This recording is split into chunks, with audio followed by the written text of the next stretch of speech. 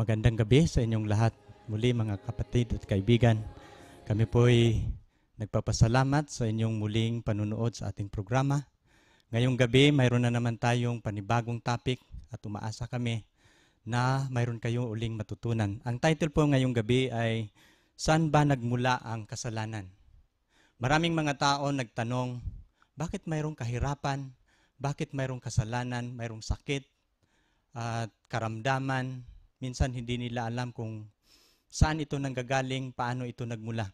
Ngayong gabi, ating pag-aralan kasama ninyo sa ating pagbuklat sa Biblia. Umaasa kami na mayroon kayong matutunan ngayong gabi. Now, ngayon, ako po'y nagpapasalamat sa nagdaang araw na kayo po'y nakasubaybay sa una nating topic at aking kayong inimbitahan na sa ating topic gabi-gabi, sa unang 4 na topic, ina-assure namin na marami kayong matutunan.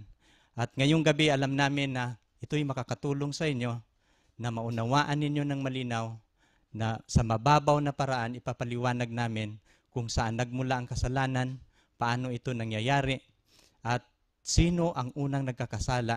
Atin po itong matutunghayan sa Biblia. Now, dito tayo ngayon sa ating topic. Ang ating topic natin ngayon ay, saan ba nagmula ang kasalanan? Nakikita ninyo itong isang babae, marami siyang mga suliranin sa buhay. Pero ang kaniyang katanungan, bakit ito nangyayari sa buhay ng tao? Paano ba talaga? Paano ba pumasok o nagsimula ang kasalanan sa ating sanlibutan? Ito po ang nakasulat sa Roma 5:12, kung atin pong babasahin. Kaya kung paano sa pamamagitan ng isang tao, pumasok ang kasalanan sa sanlibutan at ang kamatayan sa pamamagitan ng kasalanan. At sa ganito, ang kamatayan naranasan ng lahat ng mga tao sapagkat ang lahat ay nagkasala. Kung paano daw sa pamamagitan ng isang tao pumasok ang kasalanan sa sanlibutan. Napapansin ninyo yung at ang kamatayan sa pamamagitan ng kasalanan. At sa ganito naranasan ng lahat ng mga tao ang kamatayan sapagkat ang lahat ay nagkasala. Mapapansin ninyo, ang Biblia malinaw na sinasabi na ang pagpasok sa kasalanan sa ating sanlibutan sa pamamagitan lang ng isang tao. Sa palagay ninyo, sino ang taong ito? Alam nating lahat ng unang nilikha ng Panginoon, si Adan at si Eva. Ating natunghayan ito noong nagdaang araw. Alam natin na ang unang tao na nilalang, si Adan, at ang kanyang asawa, si Eva. Now, sa pamamagitan lang ng isang tao, sabi sa Biblia, pumasok ang kasalanan. Ito'y sa pamamagitan ni Eva. At kasunod na rin ang kanyang asawa, at ito'y nagkasala. Now, ngayon, bago po natin alamin kung saan ito nagmula ang kasalanan at kanino, atin po munang unawain ang salitang kasalanan. Now, nais namin na atin munang i-define what is the meaning of sin. What is sin in the Bible? Atin po itong unawain ngayong gabi. Minsan, madali nating pag-aralan kung ano ang kasalanan. Atin po itong mababasa isa-isa sa Biblia. Pero nais natin na ngayong gabi na ating sabay na pag-aralan kung ano ba ang kasalanan. Ano ba ang kahulugan sa salitang kasalanan? Now, sa Biblia, mayroon po siyang 3 paliwanag. Ito yung tanong, ano ang kasalanan? Sa Biblia ay may 3 paliwanag kung ano ang kasalanan. Ano po ito? Ang una nating talata, ating matutunghayan sa unang Juan 3:4. Ito yung definition ng Biblia kung ano ang kasalanan. Ang paglabag sa kautusan. Ang sabi ng 1 Juan 3:4, ang sino mang gumagawa ng kasalanan, sumasalangsang din naman sa kautusan, at ang kasalanan ay ang pagsalangsang sa kautusan. Ano po ang paliwanag ng Biblia sa kasalanan? Isa lang po. Pinapaliwanag ng Biblia na kung ano ang sino mang gumagawa ng kasalanan, isa lang ang kanyang ginawa. Sumasalangsang siya sa kautusan. At ang kasalanan, ito po'y malinaw, ang kasalanan ay ang pagsalangsang sa kautusan. Ano po ba ang ibig sabihin ng pagsalangsang? Ang Biblia o sa ibang mga translation ng Biblia, ang pagsalangsang, sabi po doon, ang pagsalangsang ito po'y paglabag. Kaya nga, malinaw na sinasabi sa Biblia, kung bakit may kasalanan, ito po, ang kahulugan po nito ay paglabag po ito sa kautusan. Kung mayroong kautusan, at kapag ito'y labagin ng isang tao, ito po'y kasalanan. Na mapapansin natin, atin mo nang unawain ang salitang kasalanan. Ano ba sa palagay ninyo ang salitang kasalanan? Ang salitang kasalanan, galing ito sa root word na sala. No, kaya nga, dinatawag itong, ang bawat sumala sa kanyang gawa, siya po'y nagkakasala o ito'y kasalanan. Na mapapansin ninyo mga kaibigan, sino po ba ang mga taong ay hinahabol o hinuhuli ng mga pulis? No? Nagtatago at hinahanap sapagkat sila po'y hinuhuli dahil sa ginawa nila. No? Mapapansin ninyo, ito po ang mga taong lumalabag sa kautusan sa bansa o sa mga ordinansa sa mga bayan sapagkat sila po'y gumagawa ng kasalanan. So ang definisyon sa salitang kasalanan, walang iba. Kung di ito po sa Biblia, malinaw na sinasabi, ito po'y paglabag sa kautusan. No? Kaya nga ang Diyos natin, nung ginawa niya ang tao doon sa Garden of Eden, mayroon po siyang kautusan.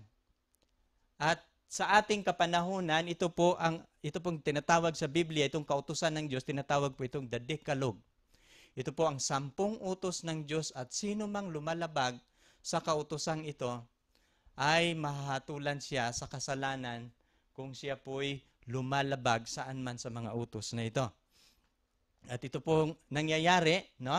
Bakit po nagkasala ang tao? Sapagkat mayroong kautusan at nilabag po sa tao ang kautusan. Kaya nagkakaroon ng kasalanan.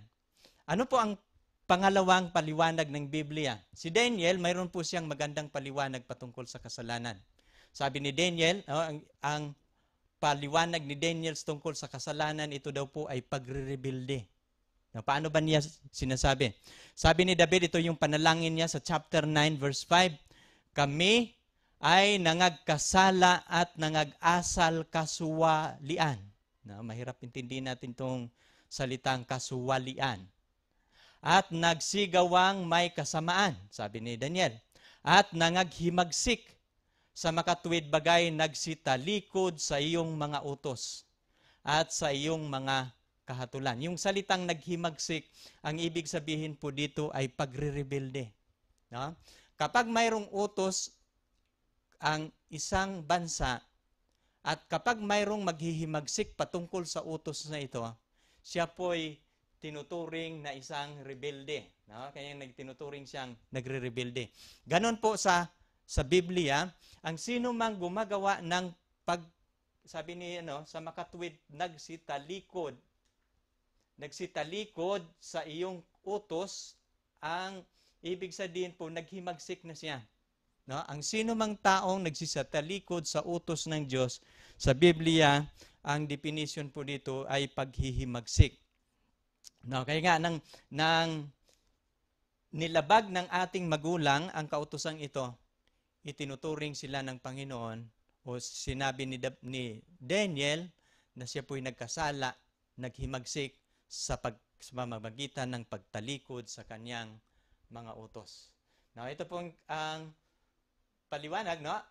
Kasalanan, ano ito? Ang unang definition sa Biblia, ito po'y paglabag sa kautusan. At si Daniel, mayroon po siyang sabi, ito daw po ay pagre-rebelde. Now, ngayon, dito po dadako tayo sa pangalawa. No? At kaya nga, napapansin ninyo, ang 10 utos, ang una nating magulang, isa lang po ang utos doon sa Garden of Eden. Yung utos lang po sa pagkain. Wala nang iba. Pero nang dumami ang tao, dumami ang mga taong sumasalangsang sa kautusan ng Diyos, ibinigay ng Panginoon kay Moses sa pamamagitan ni Moses ang 10 utos. At ang 10 utos, ito po'y mahalaga. No? Kaya nga, ating natutunan na sino mang taong lumalabag sa kautusan, itinuturing siya na nagkakasala. O sa Biblia, ang paglabag sa kautusan, ito po'y kasalanan. Now, ano ba po ang maraming mga tao na nagsasabi na ang kautusan parang hindi maganda, no? Bakit ba mayroong utos? Ito ako'y nung bago pa ako nung naglilingkod sa Panginoon, marami din po akong katanungan. At nung ako'y bata pa, pag mayroong mga utos o batas na susundin, parang hindi tayo komportable. Bakit? Sapagkat alam natin nga kung mayroong kautusan, para tayong kinukontrol. Parang pinapigilan ang iyong sarili, mayroong mga boundaries, mayroong restriction, at karamihan sa mga tao ayaw nito. Pero ano po ba ang kahalagahan at ang kaimportante kapag mayroong kautusan? No? Sabi ni Frank Braden, ito po yung sulat ni Frank Braden, ito po yung sabi niya. Ano po ba ang batas? Laws are established to ensure peace, harmony, order, and liberty. Walang pamunuan o bansa na walang batas. Napapansin ninyo? Ang marami tayong bansa sa buong mundo, sa palagay ko 200 mahigit, no? 226 hindi ko lang alam kung gaano kadami ang ating bansa sa buong mundo. Pero mapapansin niyo, mayroon bang bansa sa ating sanlibutan na walang batas? Isa lang ang layunin kung mayroong batas, to ensure peace. Alam niyo, ang ating mga senador, hinalal natin sila sa kanilang tungkulin para lang gagawa ng batas. Sapagkat alam natin na sa kanilang batas na gagawin, ang tao magkakaroon ng kapayapaan. No? Magkakaroon ng harmony. No? At order, liberty. Alam niyo kung walang batas, there is no liberty. Akala nila kung walang batas ay liberty ang tao, isa po yung pagkakamali. Sapagkat sa totoo lang, kung walang batas, walang kalayaan. At ako'y naniniwala kung walang batas na ibinibigay sa atin ay kayos ang ating sanlibutan. Now, dito tayo sa kasunod. No, ating pag-aralan, ano yung ang kautusan? Ating natutunan na ito po ay kaayusan. No? Ito po ay ang kautusan, ito po ay kaayusan. Ang paglabag, ano yung paglabag? Ang paglabag sa kautusan, ito po ay pagsira sa kaayusan. No? Kaya nga, nagbigay ang utos ng Diyos, mahalaga po yon. No? Paglabagin ito ng tao, sinira ng tao ang kanyang kaayusan. Kaya nga, ang bawat lumabag, ang paglabag sa kautusan, sa Biblia ay tinuturing po itong kasalanan. At dahil sa kasalanan, ito po ay may kaparusahan. Kaya ito po yung dahilan kung bakit ang tao, sinumpa ito ng Diyos, mayroong parusa sa kasalanan, kaya nga ito pong nangyayari, ito pong resulta sa ating daigdig. Sapagkat ginawa po ito ng ating magulang. At ano po ang kabayaran ng kasalanan? Sa Biblia, isa lang ang kabayaran ng kasalanan. According to the Bible, ang kabayaran ng kasalanan ay kamatayan. Kaya nga ito pong nagiging resulta ng ating kalagayan ngayon. Na, sabi ni Frank Braden, ito yung kanyang sulat, sabi niya, kung mayroong law, when you broke the law, broken law, it brings penalty, suffering, sorrow, bondage, and death. No? Kaya nga napapansin ninyo, nang mayroong batas ang ating Diyos, nang nilabag ito ng tao, nagkakaroon siya ng penalty, kaparusahan. At hindi lang kaparusahan ang ating inaani, ano pa? Naranasan natin ang paghihirap. Sa totoo lang, ang kahirapan, hindi ito dahilan dahil sa ating mga pangulo na umuupo, dahil sa ating presidente. Hindi natin maisisisi ang paghihirap natin sa ating mga politician na nakaupo. Sapagkat sa Biblia, ang paghihirap, resulta po ito sa kasalanan. No? Kalungkutan, pagkaalipin, at kamatayan. Yung hindi dadako tayo. Now, dito tayo sa ikatatlo, no? Dito tayo sa ikalawang definition ng kasalanan. Ano po ba ang ikalawang paliwanag sa Biblia patungkol po sa kasalanan? No? Yung unang definition natin, transgression of the law is sin. No? Ano ang pangalawang definition sa Biblia kung ano ang kasalanan? Atin pong tunghayan. Ito pong nakasulat, no, sa unang Juan 5:17. lahat ng kalikuan ay ano? Kasalanan. At may kasalanang hindi ikamamatay. Now, ano po itong kalikuan? Sabi sa English, pagbabasahin ninyo sa King James Version, ang kalikuan, sabi, all unrighteousness is sin. Napapansin ninyo, we are created by the righteous God, a loving God. No? Alam niyo, ang tao, nilikha tayo ng Panginoon according to His likeness, according to His image. No? At ang larawan, sabi ni Apostol Pablo, nilikha tayo ayon sa larawan ng Diyos. Larawan sa kabanalan, larawan sa ang kanyang larawan ay kabanalan at righteousness. No?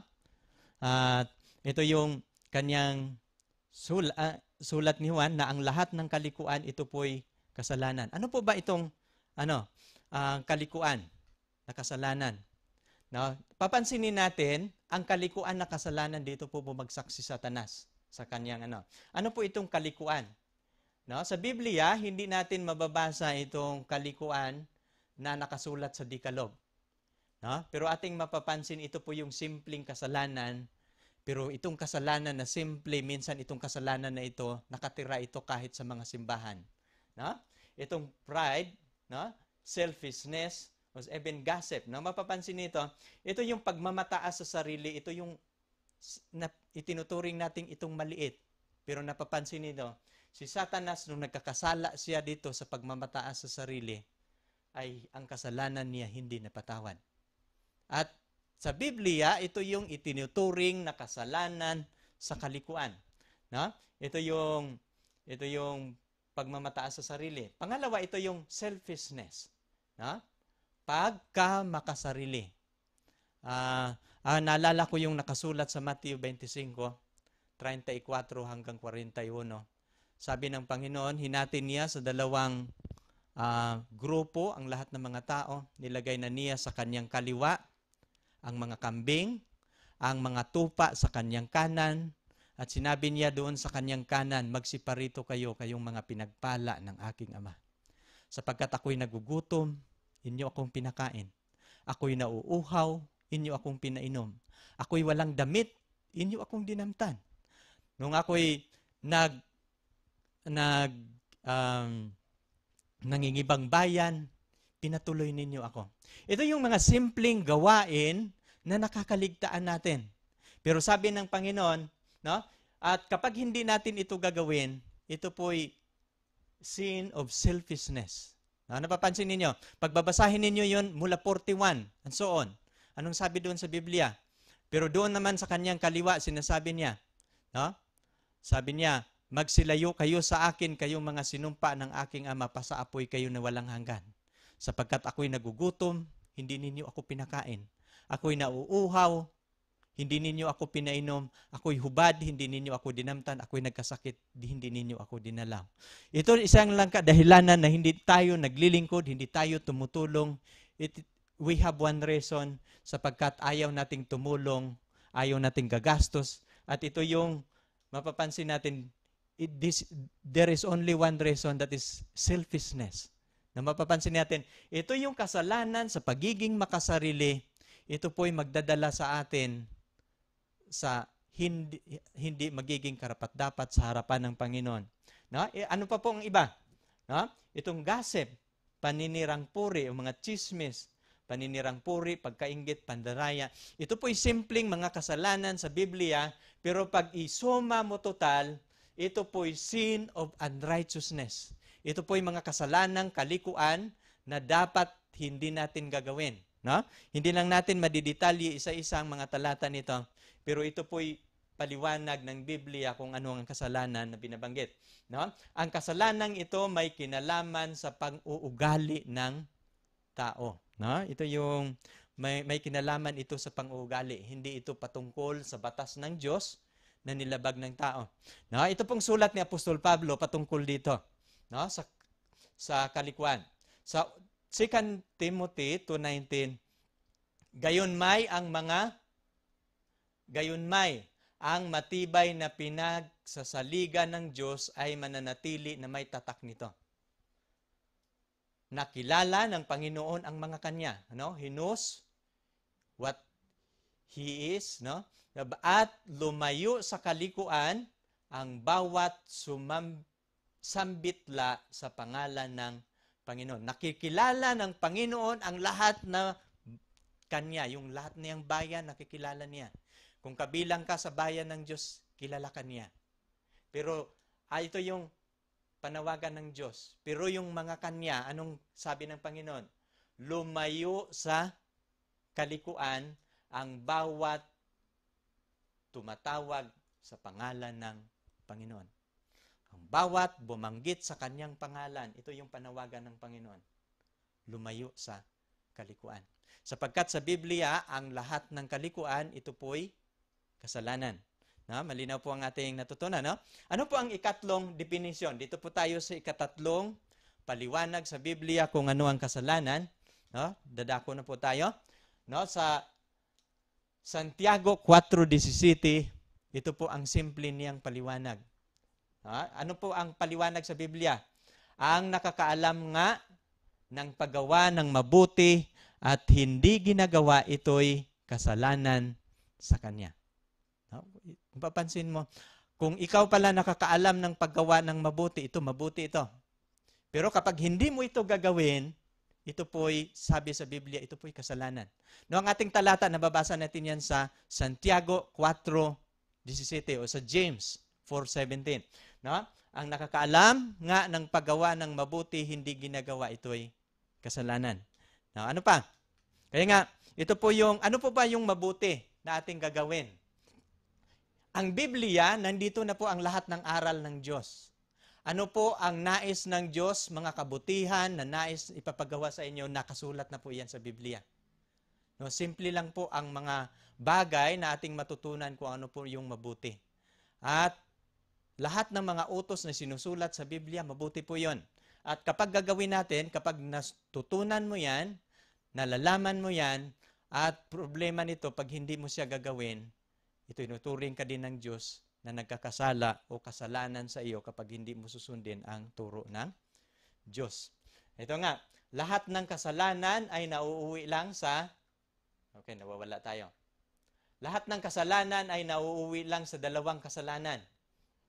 Ano po yung dalawang kasalanan? Yun, mayroon tayong ating pinag-aralan yung tatlong definition of sin, pero lahat ng kasalanan nauuwi lang yan sa dalawa. Yung three definition, nauuwi lang ito sa dalawa. No, sin of commission, tinatawag ito sa English na sin of commission at saka sin of omission. Ano po ang ibig sabihin nito? Sa Biblia, mayroon po dalawang bagay na dapat nating matutunan. Kapag gusto nating gagawa na magiging kalugod-lugod sa Diyos ang ating mga ginagawa, kung gusto po nating magiging ilaw sa sanlibutan, napapansin po ninyo ang ilaw, o kung mayroon po kayong electricity sa inyong tahanan, no, napapansin ninyo yung ilaw, ilan bang wire ang mayroon doon? No? Ang ating ilaw sa ating bahay, mayroon po yung dalawang linya ng wire. Ano po yung napapaloob doon sa dalawang linya ng wire? Ito po ay positive at saka negative. No, napapansin din nyo. No, ganun din po sa kautusan ng Diyos. Lahat ng kautusan ng Diyos, ipapagawa ng kautusan ng Diyos, nauuwi lang yan sa dalawang kautusan. Positive at saka negative. Napapansin ninyo ang Ten Commandments, para pong ang Ten Commandments, mostly sa Ten Commandments, mayroon siyang negative indication. Ano po yung negative indication?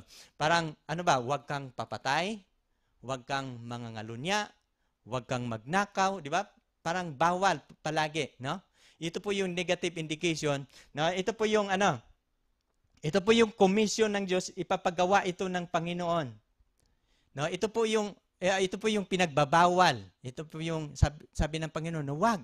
Ito po yung negative indication na wag, bawal itong gagawin sapagkat pag gagawin mo yan ay hindi mabuti. Now, ito, kapag gagawin mo yon, ang pinagbabawal ng Panginoon, dito po kayo nagkakasala sa sin of omission. Now, ito po ang ibig sabihin ng sin of omission.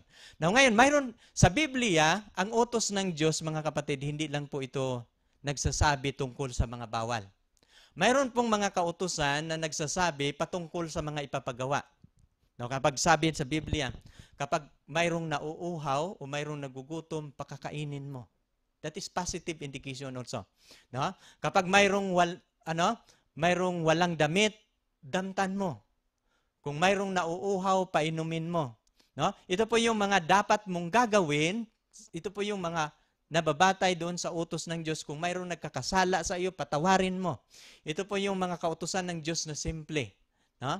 Kaya nga, kapag hindi natin yung gagawin, katulad ng sa Mateo 28:19 o 18 hanggang 20, magsiyaon kayo sa buong sanlibutan, inyong ipangaral ang mabuting balita. Bautismuhan ninyo sila sa pangalan ng Ama, sa Anak at Espiritu Santo at ituturo ninyo sa kanilang gagawin. Na mapapansin ninyo, that is commission. Yun yung ipagpagawa ng Diyos sa iyo. No? Magsiyaon kayo. The command of God is to go. Pero pag hindi ka aalis, you need permission to stay. Ito yung kakaibahan. Kaya nga, pag hindi mo yun gagawin, ito yung mangyayari sa iyo. That is sin of commission. Kasalanan yan sa commission na hindi mo ginagawa at nananatili ka lang, walang ginagawa, yun po ay kasalanan. Kaya nga sa Biblia, lahat ng kasalanan nauuwi lang sa dalawang kasalanan. Ito po yung pinapaliwanag ko, sin of commission, sin of omission. Kaya nga sa Biblia, o kung tayo maglilingkod sa Panginoon, tandaan po natin, mayroon po tayong dalawang gawain. Ang ipinagbabawal ng Diyos, susundin po natin, wag natin itong gagawin. Ang mga ipapagawa ng Diyos, gagawin po natin ito. Kapag hindi natin gagawin pareho o both side, o kung saan ang ating nagkukulang tayo, doon po tayo magiging magkakaroon ng pananagutan sa Panginoon at doon po tayo magkakasala hindi sa Diyos at sa ating kapwa. No? Yun yung ang problema sa kasalanan. Patuloy tayo. No? Saan ba ating pag-aralan ngayong gabi, no? Saan ba nagpasimula ang kasalanan? No? Ito yung ating title kanina, no? Saan ba nagpasimula sa palagay ninyo ang kasalanan? Ito ba'y sa lupa o sa langit? No? Maraming mga siguro sa ating tagapanood sasabihin siguro ninyo, sa lupa. No? Sa langit walang kasalanan. Pero ang pangalawa nating tanong, kanino ito nagmula? No, sino ba ang unang nagkakasala sa nakasulat sa Biblia? Ating pag-aralan ngayong gabi kung saan ito nagmula, kanino o paano at kanino ito atin po itong isa-isahin. No? Sa Biblia, ang una pong nagkakasala, mga kapatid o mga kaibigan, hindi po tao. Ang unang nagkakasala sa Biblia ay isang magandang anghel. At kung tatanungin ninyo, sino ang anghel na ito? Ito ang anghel na pinagkatiwalaan ng Panginoon. Kung rinig ninyo ang pangalang Lucifer, siya po ang anghel na ito. Ang pangalang Lucifer ay maganda po ang kahulugan sa pangalang Lucifer. Ang ibig sabihin ng Lucifer ay light bearer. Siya po ang tagadala ng liwanag ng Diyos sa pasimula. Pero ating isa-isahin ngayong gabi kung paano si Lucifer nagkakasala. No? Ito po ang nakasulat sa Biblia. Pagbabasahin ninyo itong Ezekiel, kung mayroon po kayong mga Biblia sa inyong mga tahanan, pwede po ninyo itong i-review, itong mga talatang ito. Ezekiel 28:13-14. Ano po itong kalagayan sa anghel na ito na nagkakasala? Ikaw ay nasa halamanan ng Diyos. Saan ba ang halamanan ng Diyos? Sa lupa o sa langit? Sa langit po yan. Lahat ng mahalagang bato ay iyong kasuotan.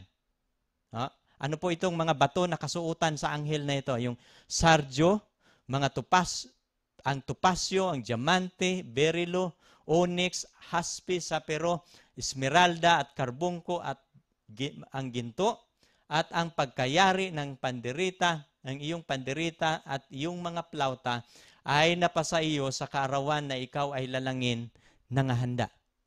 Mapapansin ninyo, pag isa-isahin ninyo itong mga precious stones, nabibilang ko na yan, that is about 10 precious stones. Bakit po ito nangahanda ng nilalang siya? Sapagkat sa kanyang tungkulin siya po'y maglilingkod sa pinakatruno ng Diyos. Na pagpag-aralan ninyo ang Biblia, dalawa po ang kirubin na nakatayo sa bawat sa tagiliran sa trono ng Diyos at isa po si Lucifer na naglilingkod sa pinakatrono ng Diyos. Bakit po mga bato ang kanilang kasuotan? No? Mayroon pong mga tanong. Bakit ang kanyang kasuotan ay mga precious stones? Pagpag-aralan ninyo ang Biblia, ang pinakatrono ng Diyos, ang trono ng Diyos, ito po'y gawa sa batong emerald. At ang mga anghel na naglilingkod sa kanya, dinamitan po ng Diyos ng ganito, sapagkat mahalaga o mataas na paglilingkod ang kanilang gagawin. Kaya nga, bago ginawa si Lucifer, ito pong mga bagay na ito nangahanda, sapagkat mayroon siyang tungkulin na gagawin. Ha? Siya po ano po ang kanyang kalagayan? Ating pag-aralan ang anghel ng unang nagkakasala. Ano po ang kanyang kalagayan? Ito pong nakasulat sa verse 14. Ikaw ang pinahirang kirubin. No? Sa English, you are the anointed cherub. Sa langit, mayroong tatlong uring anghel. Seraphim, kirubin, at anghel. No, ito po yung magkakaiba ang kanilang. Ang seraphim, mayroon po silang 6 na pakpak. Ang kirubin, mayroon po silang 4. At ang mga ordinaryong anghel, 2 pong pakpak. No, kaya nga ito yung ano ang kanyang kalagayan? Anong uring anghel siya? Siya ang pinahirang kirubin na tumatakip. Sa araw ng pagsamba, siya po ang kanilang mga pakpak tumatakip po sa trono ng Diyos. No? Sa korona ng Diyos, yung kanilang mga pakpak, kaya nga tinatakpan ng kanilang mga pakpak ang pinakatrono ng Diyos. Kaya nga siya kirubin na tumatakip. At ito pong sabi ng Biblia, itinatag kita at anupat ikaw ay nasa ibabaw ng banal na bundok ng Diyos. Ikaw ay nagpanhik panaog sa gitna ng batong mahalaga. No? Siya ay panhik panaog sa gitna ng batong mahalaga. At siya po ay mayroong tungkulin na hindi tungkulin ng ibang mga anghel. Mataas ang kanyang kalagayan. Now ngayon, ano po ang kanyang kalagayan nung ginawa si Lucifer? Mayroon po ba siyang kasalanan o batik sa kanyang buhay? Paano ba nagpasimula ang kanyang kasalanan? No? Paano po ba siya ginawa ng Diyos? Sa verse 15, ito po ang kanyang kalagayan. Ikaw ay sakdal sa iyong mga lakad. Ano bang ibig sabihin ng sakdal? Pag titingnan ninyo sa English, thou hast perfect in your ways. Sabi niya, perfecto si Lucifer nang nilalang siya. Siya po'y perfectong anghel.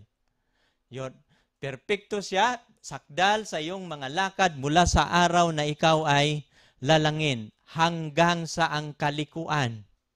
Napapansin niyo itong word na kalikuan ay nasusumpungan sa iyo. Napapansin niyo, saan nagkakasala si Lucifer sa 3 definition of sin? Sa pangalawang definition of sin, dito siya bumagsak sa kasalanang kalikuan. Nagkakasala siya sa kasalanang unrighteousness. Ito yung kanyang kasalanan. Hanggang sa ang kalikuan na susumpungan sa iyo. Si Satanas nagkakasala sa paggawa ng kalikuan. Ano po bang kalikuan? Ito po si Lucifer. Ito po ang ginuguhit ng isang pintor, ang kanyang larawan. Malalim po ang kanyang iniisip. Sapagkat marami po siyang ambisyon sa kanyang kalagayan. Nagnanais. Ano po ang kanyang kasalanan? Titingnan natin ang Biblia. Anong kalikuan ang nagawa ni Lucifer? Ito po ang kalikuan ng kanyang nagagawa. Ang iyong puso ay nagmamataas dahil sa iyong kagandahan. Mayroong danger sa mga nanonood ngayon. Minsan maraming natutuwa na sila ay maganda. Maganda ang kalagayan, maganda ang katayuan. Maraming natapos sa buhay. Pero mayroong danger. Kapag oras na itaas mo ang iyong sarili, ipagmamalaki mo ito kaysa Diyos, ito po ang pagkabagsak ni Satanas. Ang iyong puso nagmamataas dahil sa iyong kagandahan, iyong pinahamak ang iyong karunungan dahil sa iyong kaningningan. Aking inihagis ka. Saan siya inihagis? Sa lupa. At ito pong dahilan kung bakit ang ating sanlibutan ngayon ay hindi maayos-ayos ang kasalanan. Hindi maayos-ayos ang gulo sapagkat si Satanas ay nandito na sa lupa. Aking inilagay ka sa harap ng mga hari upang kanilang mamasdan ka. No? Nilagay lang dito, nahulog dito, si Lucifer, at ang layunin ng Panginoon, inilagay ka sa harap ng mga hari upang kanilang masdan ka. Ha? May mga kadahilanan po ang hindi lang ang tumitingin sa kanya ang ating ang mga tao sa sanlibutan na nakatingin sa galaw ni Satanas, kundi ang mga tao sa ibang planeta, ang mga anghel sa langit, nagmamasid sa mga galaw ni Satanas. Na ngayon, ano po ang sa Isaias, kanina ang ating pinag-aralan sa Ezekiel, ito po ang pagkasulat niya sa Isaiah 14, 12 to 14. No? Ano po ba ang ambisyon, ating pag-aralan ngayong gabi? Ano po ba ang dahilan kung bakit siya nagkasala sa kasalanang kalikuan? No? Paano po ba ito nagpasimula ang kanyang kasalanan? Atin lang nalaman doon, mayroon na siyang kasalanan. Pero ano po ba ang kasalanang nagawa niya? Atin po itong isa-isahin. Ito pong nakasulat sa Isaiah 14:12 hanggang 14. Ating basahin. Ano't nahulog ka mula sa langit o tala sa umaga. Pagtitingnan ninyo ito sa English, ito po ang salitang ito, yung tala sa umaga. Ito po'y Lucifer. Anak ng umaga. Na bakit siya tinatawag na anak ng umaga? Sa Biblia, ang morning star, no other than Jesus Christ. Pero ang son of the morning, anak ng umaga, no other than Lucifer. Pag-aralan ninyo sa Biblia, Lucifer was second to Jesus Christ.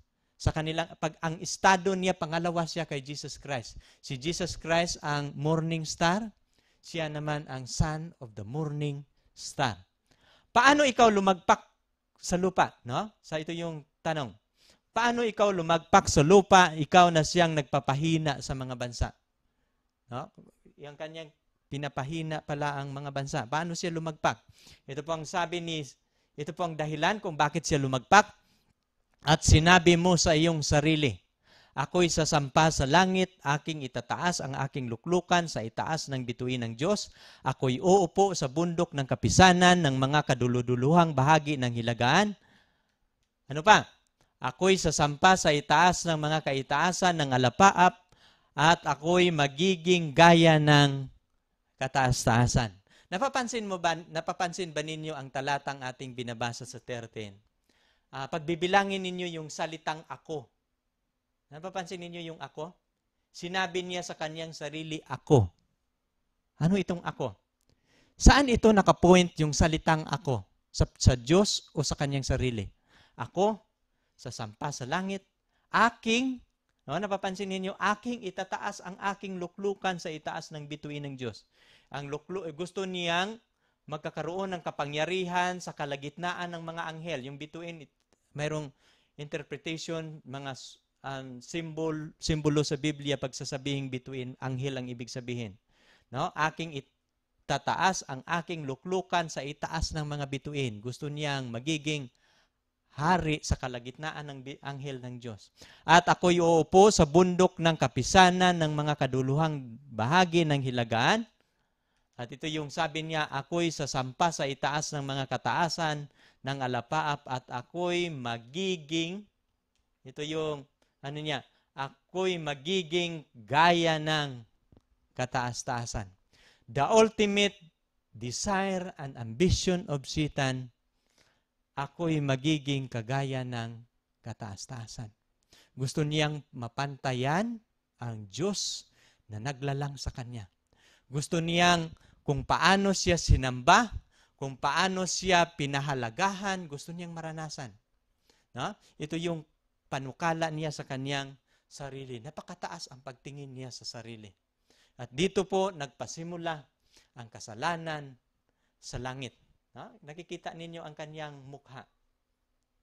Malalim ang kanyang iniisip. At hindi po ito nalalaman ng kanyang kasamahan. Na unti-unti niyang binibiktima ang kasamahan niya sa langit. Now, mayroong sulat si Frank Bredin at ito po yung aking nagugustuhan. Sabi niya, how could a perfect sin how could a perfect, sinless angel become the devil? Paano po ba nangyayari ang isang sakdal, walang kasalanan na anghel nagiging demonyo? Paano ito nangyayari? No? Bagamat ating nababasa yung talata, ito yung kanyang paliwanag.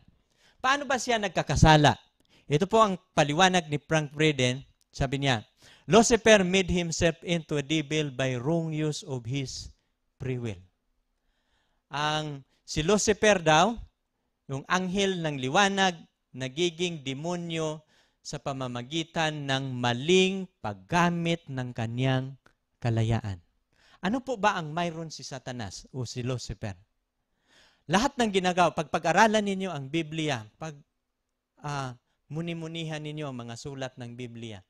No, ano po ba, pag maunawaan ninyo mga kapatid, lahat ng nilikha ng Diyos, anghel man siya o tao, mayroon po siyang regalo ng Diyos. Ano po ang kanyang regalo na binibigay? Ito po ang kanyang binibigay na regalo, yung free will. Binigyan ang anghel at ang tao, binigyan siya ng Diyos ng kalayaan magpasya. Kaya nga, ang anghel lang at ang tao, pag titingnan ninyo yung utak nila, yung utak ng tao, mayroong frontal lobe. Ganon din po sa anghel. Pero pag titingnan ninyo yung mga utak ng hayop, wala po yung frontal lobe. Sapagkat ito po yung bahagi ng ating brain na mayroong kakayahang magdesisyon. Kaya nga ito yung isang Lucifer, isang anghel ng liwanag, nagiging demonyo sa pamamagitan ng maling pagpili o muling pagdesisyon, paggamit ng kanyang free will. Ang kanyang kalayaan, ginamit niya sa mali. Dito tayo sa pangalawa. There was no external temper. Nung nagkakasala si Lucifer, wala pong nagtukso sa kanya. In fact, lahat ng kasama niya banal, na nakatira sila sa lugar na ang Diyos banal. Ang lugar nila banal. Pero paano sila nagkakasala? Walang nilalang o kasama na nagtukso. Either ang Diyos na nagtukso sa kanya. Wala. Ano pa? Ang pangatlo ni paliwanag, he became his own temper. Ito lang po ang nangyayari sa kanya. Siya mismo ang nagtukso sa kanyang sarili. At ito yung pang-apat, Lucifer chose to withdraw his affection from God and focus them upon himself. Si Lucifer, pinili niyang ilayo ang kanyang pagmamahal sa Diyos at ang kanyang pagmamahal nakatutok sa kanyang sarili. Ito po ang pasimulain, ito po ang dahilan kung paano nagpasimula ang kasalanan. Ano pang kasunod? Ito pang paliwanag niya. Ika-anim, little by little, by welcoming the selfish thought and repeating his selfish action. Unti-unti lang mga kapatid yung pagdidevelop sa kasalanan. Little by little. Unti-unti niyang pagtingin niya sa sarili, tinitingnan niya, pag-iisip niya, palagi niya itong inuulit ang kaniyang makasariling gawa. He became infatuated himself. His whole existing become self-centered instead of God-centered. Nagiging infatuated na siya sa kanyang sarili. Ang kanyang iniisip palagi, sarili, at ang kanyang buong pagkalinalang nasisira, nakasentro na sa kanyang sarili at hindi na sa Diyos. Ito po yung mga dahilan. Pagtitingnan natin,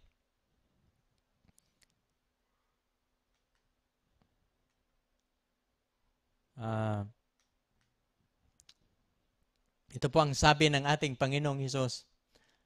Ano po bang sabi ng ating Panginoon? Katotohanan, sinasabi ko sa inyo, ang bawat nagkakasala, ano siya? Alipin na siya ng kasalanan. Patandaan ninyo, ano po ba itong kasalanan? Sabi ng Panginoon, ang bawat nagkakasala, alipin siya ng kasalanan. Ito po ba ito totoo? Totoo po ito. Nung nagkakasala si Lucifer, hindi na siya nakakaalis sa kanyang kasalanan at siya po inaalipin ito. Ha? Ito po ay maliwanag. Kaya nga, ano po ang kasalanan? Tandaan natin, huwag ninyong titingnan ang pinakamaliit na kasalanan na kayo po'y matutuwa. Sapagkat ito po ang kalagayan ng kasalanan. Ang kasalanan po ay nang aalipin.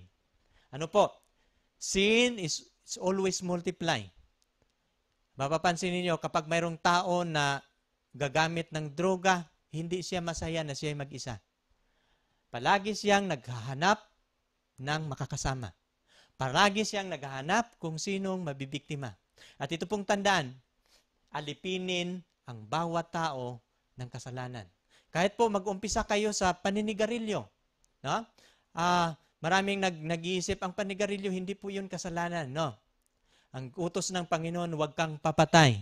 Pero habang sinusubukan mo ang paisa-isang sigarilyo, unti-unti mong kinitil ang iyong buhay hanggang darating ang araw na hindi mo na mapipigilan. No? Ito po'y pagpatay sa sarili. At wala kang mapapala dyan, sakit lang ang iyong makukuha yan. Kaya nga, susubukan ninyong sigarilyo, darating ang araw na hindi mo na kayang iiwanan ng sigarilyo. Ito po ang nature ng kasalanan. No? Ito po ang kalagayan. Ano po ang kasunod na nangyayari kay Lucifer? Ating pag-aralan kung anong nakasunod na nangyayari nung nagkakasala siya. At nagkakaroon ng pagbabaka sa langit. Nagkakaroon ng gera o digmaan sa langit. Sino ang nagkakaroon ng digmaan? Si Miguel at ang kanyang mga anghel nakipagbaka sa dragon. Ito si Miguel, ito po si Jesus Christ. Pag-aralan ninyo yung Miguel, ano po ito? The one who is like Prince of God. No? Ito po yung prinsipe ng Diyos. The one who is like God. Ito pong mga definition sa Biblia. Walang iba pong tinutukoy ang pangalang Miguel no other than Jesus Christ. Ang dragon, ito po ang resulta ng anghel na nagkakasala. Si Lucifer, nagiging po siyang dragon. Ito pong simbolo sa kanyang pangalan. At ang dragon at ang kanyang mga anghel nakipagbaka. No, napapansin ninyo? Ito si Miguel at ang kanyang mga anghel nagkakaroon ng paggera. No, mapapansin ninyo, bakit itong dragon, mayroon siyang mga kasamang mga anghel? No? Nakipaggera din, nakipagbaka.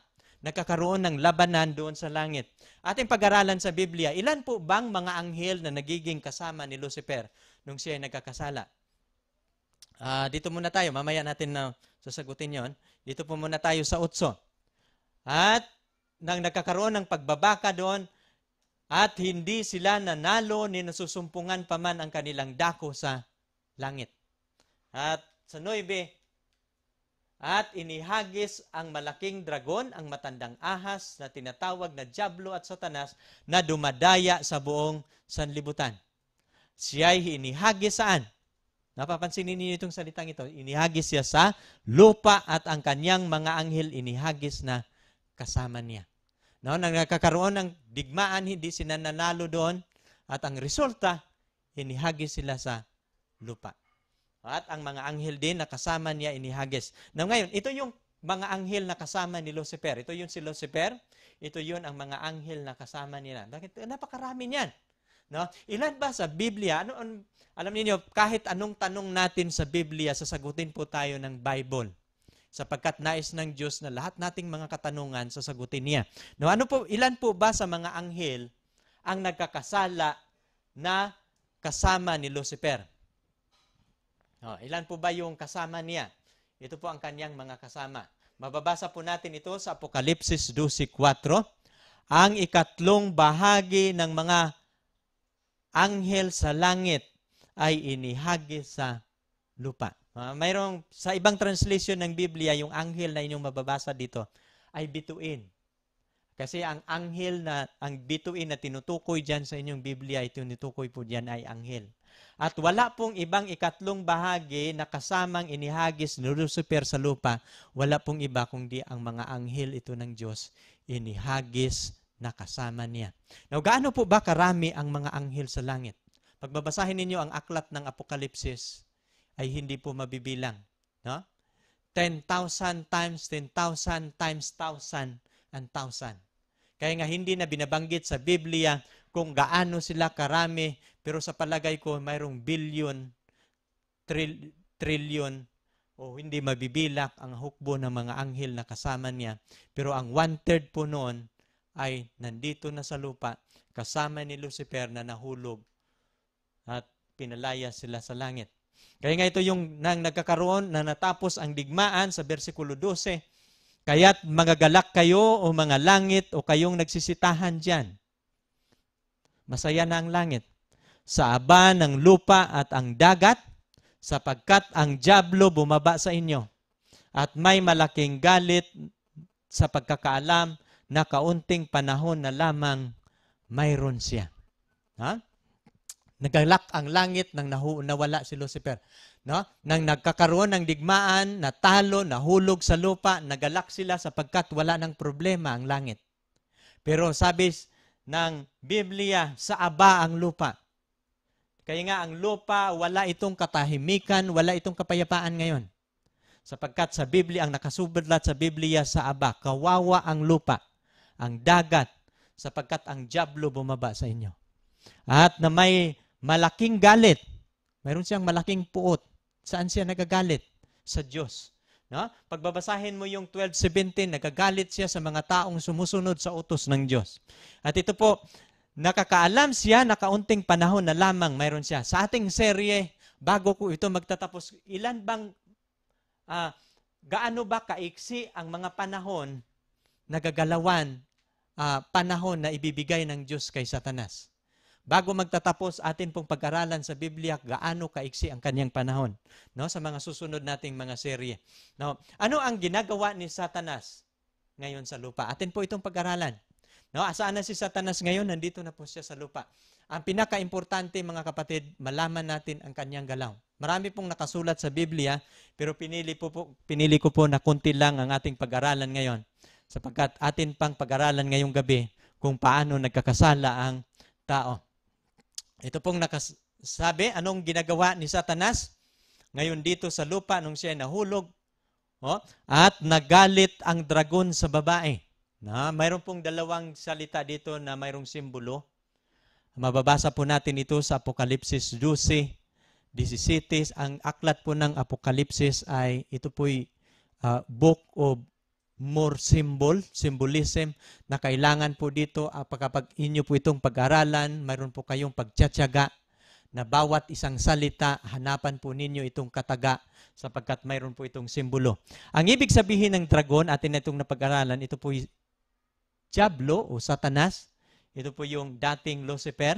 Pero itong babae, siya po'y nagalit doon sa babae. Ang iglesia ng Diyos o ang iglesia o katawan ng Diyos, tinutukoy po ito sa Biblia na babae. Mayroon pong mga talata sa Biblia, sulat ni Apostol Pablo, ni Isaiah, no? At sa mga susunod nating pag-aaralan, pag-aralan natin ang symbolism sa ang church, atin po itong matutunghayan. No? Ang salitang babae, ito po'y tumutukoy sa katawan ng Diyos, ito po'y tumutukoy sa iglesia. Pero pagbabasahin natin, ano po ang kanyang ginagawa ngayon dito sa lupa, siya po'y nagalit ang dragon sa babae. Nagagalit siya sa isang iglesia. At umalis upang bumaka sa nalabi ng kanyang binhi na siyang tumutupad ng mga utos ng Diyos at mga may patutuo ni Jesus. Isa po ang kanyang kalagayan o isa po ang ginagawa niya dito. Ano pong ginagawa niya? Nagagalit siya sa babae. Ano po yung ginagawa ng babae? Ang babae ay at ang kanyang binhi tumutupad po sila sa utos ng Diyos. Tandaan ninyo ang kanyang galaw. Ang target ni Satanas dito sa lupa, yung mga tao, yung iglesia, na sila po'y tumutupad sa mga utos ng Diyos at may patutuo ni Jesus. Sa susunod nating mga serye, matalakay natin itong mga bagay na ito. Itong babae, ito pong grupo na tumutupad sa utos ng Diyos, atin mo po yung mapag-aralan sa mga susunod na topic. No, kayo'y ano pang sulat ni Pedro? Sa unang Pedro 5:8, kayo'y mapagpigil. Tayo po'y tinuturuan ni Apostol Pedro na mga taong naglilingkod sa Diyos. Ito po yung ito po yung turo ng Biblia. Kayo po'y maging mapagpigil. Kasi pag hindi kayo magpipigil, mabibiktima kayo. Kayo'y magiging mapagpuyat ang inyong kalaban na dyablo, na gaya ng liyong umuungal, na gumagala, humahanap ng masisila niya. Alam niyo mga kapatid, kaming mga ngaral, kung hindi kami mangangaral, hindi kami magsisikap, mauunahan kami ni Satanas kung paano siya maghahanap ng mga biktima. At ito po ang gawain ng pangangaral namin na habang inyong pinanood ang aming programa, ay matutunan ninyo kung paano kayo hindi mabibiktima ng kaaway.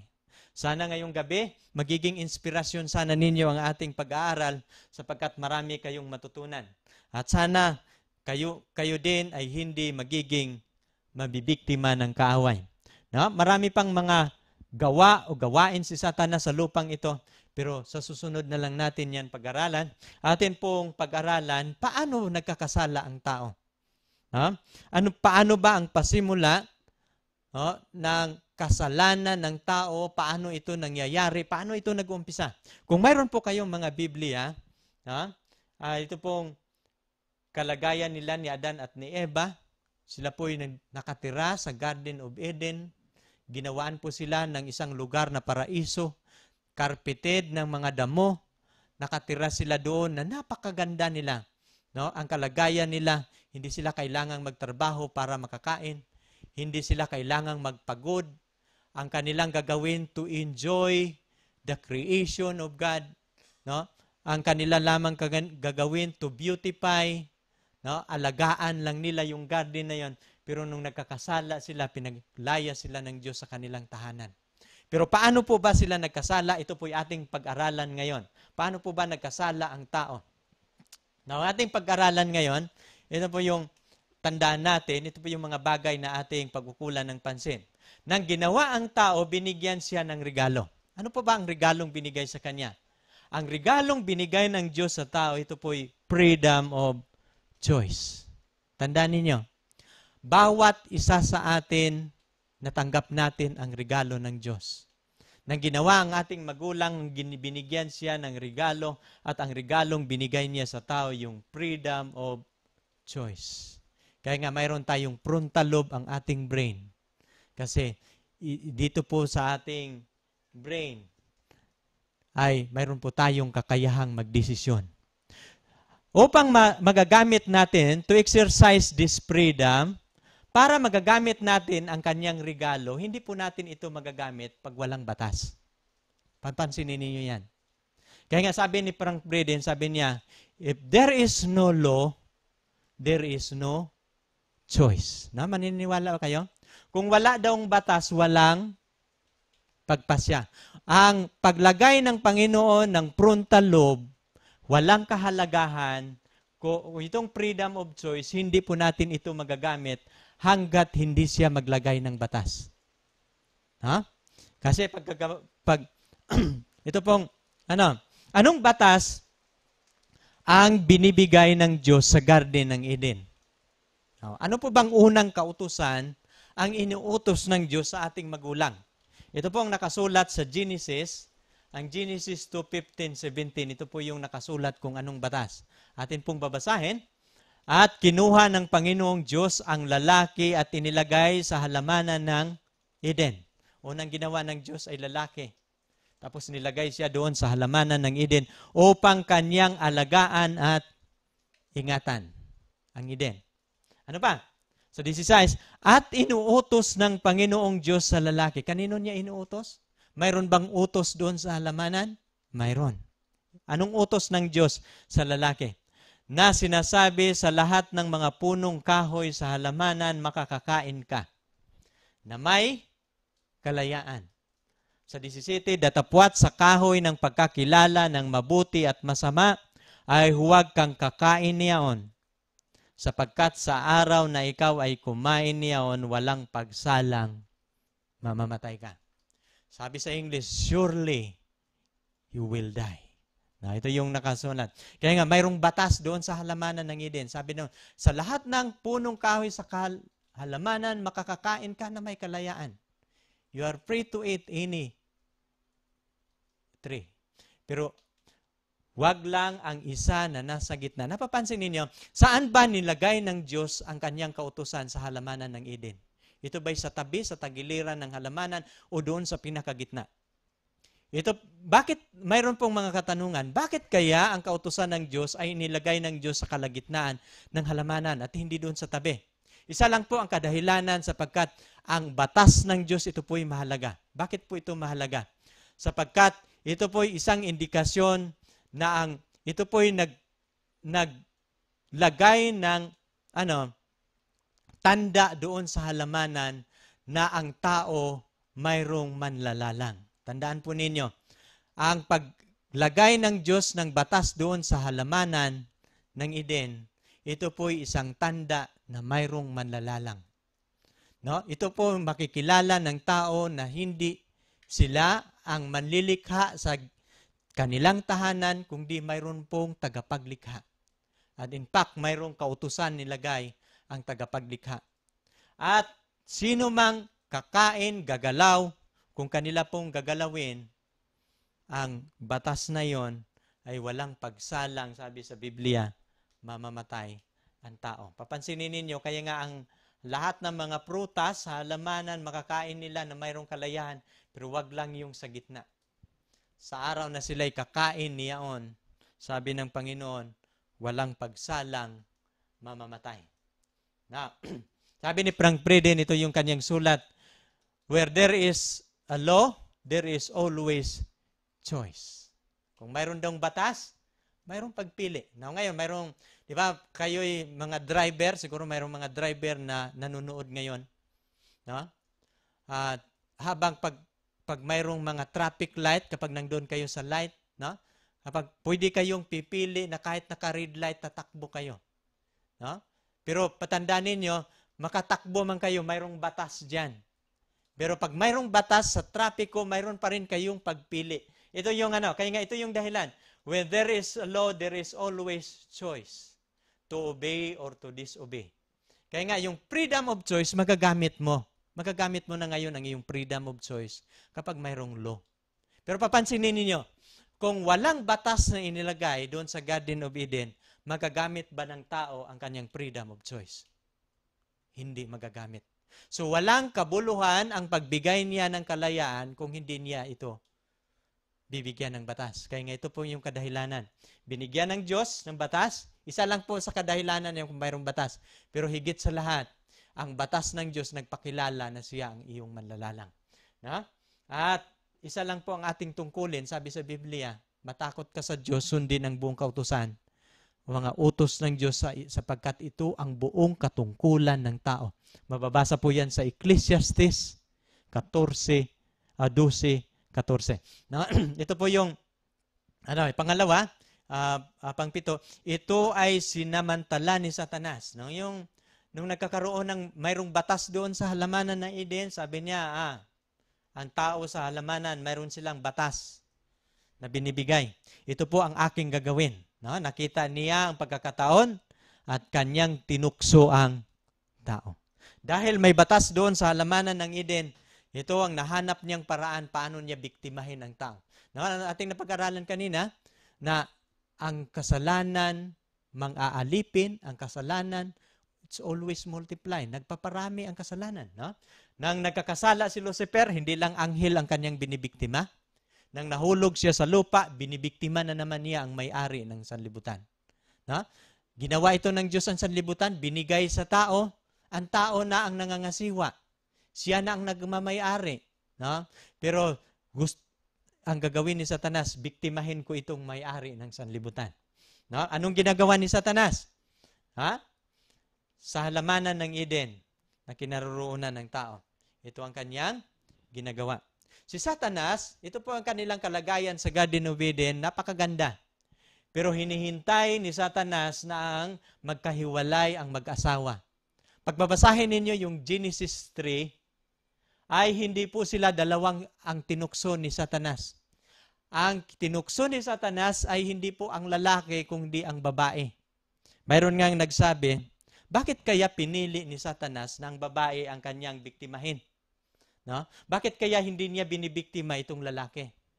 Ito yung mayroong mga agama, mayroong mga sinabi, mayroong akong kaibigan, sabi niya kung matalino si Satanas kung saan ang biktimahin niya sa dalawa.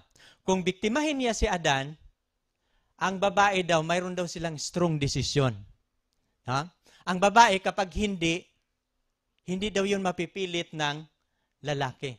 At ito po yun ang nakikita ni Satanas. No? Kapag saan kaya sa dalawa ang gusto niyang biktimahin, ang babae ang kanyang pinili. Sapagkat kung hindi na nakikita niya na hindi kayang hindi niya mahihindian ang babae na mahal niya. Sapagkat nakikita niya ang babae ay mahina at ayaw niyang maiwanan itong mag-isa. Kaya pinili niya ang babae na kanyang biktimahin sapagkat sasamahan siya ng lalaki. Ito po ay wala po itong katotohanan pero may mga posible, mga kadahilanan bakit pinili niya ang babae. No? Kaya nga, paano niya binibiktima ang tao doon sa halamanan ng Eden? Ito po ang kanyang ginagawa. Hindi po siya humarap sa tao na nagpapakita bilang anghel. No? Hindi po siya humarap sa tao na mayroong pakpak, gwapo, at mayroong physical na kalagayan kung di pumasok po siya sa isang, ito po yung masterpiece ni Satan. Ang masterpiece ni Satan, gumagamit siya palagi ng medium. Gumagamit po siya palagi ng kasangkapan para mangbibiktima. Kasi yung kanyang gagamitin kasangkapan, biktima na yan niya.